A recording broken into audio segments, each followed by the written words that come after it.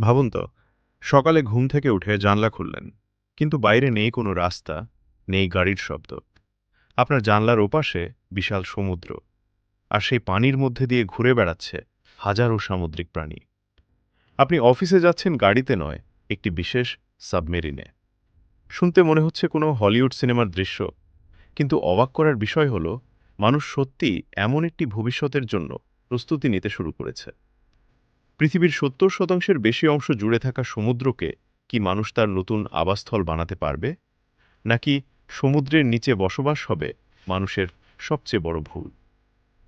পৃথিবীতে মানুষের সংখ্যা বাড়ছে, কিন্তু থাকার জায়গা সীমিত। বিশেষ করে উপকূলীয় এলাকায় জলবায়ু পরিবর্তনের কারণে সমুদ্রের উচ্চতা বাড়ছে। অনেক বিজ্ঞানী মনে করছেন, ভবিষ্যতে কিছু শহর বন্যা ও সমুদ্রপৃষ্ঠের উচ্চতা বৃদ্ধির কারণে বড় সমস্যার মুখে পড়তে পারে। তাই প্রশ্ন উঠছে, যদি স্থলভাগে জায়গা কমে যায়, তাহলে কি সমুদ্রের নিচে নতুন পৃথিবী তৈরি করা সম্ভব? সমুদ্রের নিচে বসবাসের আরেকটি কারণ হল গবেষণা। আমরা এখনও পৃথিবীর গভীর সমুদ্র সম্পর্কে খুব কম জানি।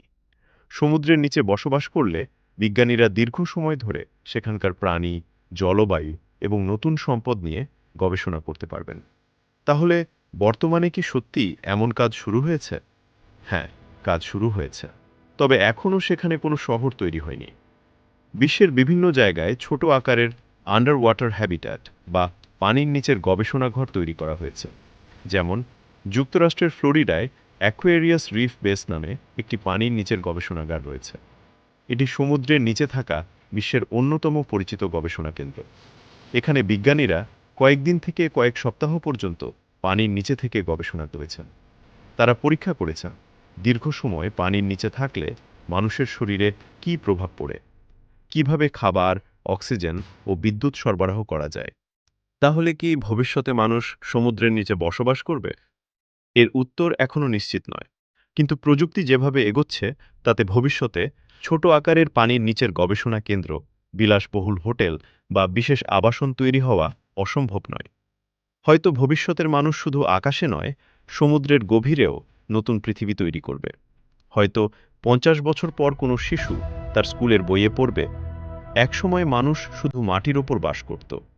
কিন্তু প্রশ্ন হলো, আপনাকে যদি সুযোগ দেওয়া হয়, আপনি কি সমুদ্রের নিচে তৈরি একটি শহরে থাকতে চাইবেন, যেখানে জানলার বাইরে থাকবে নীল সমুদ্র?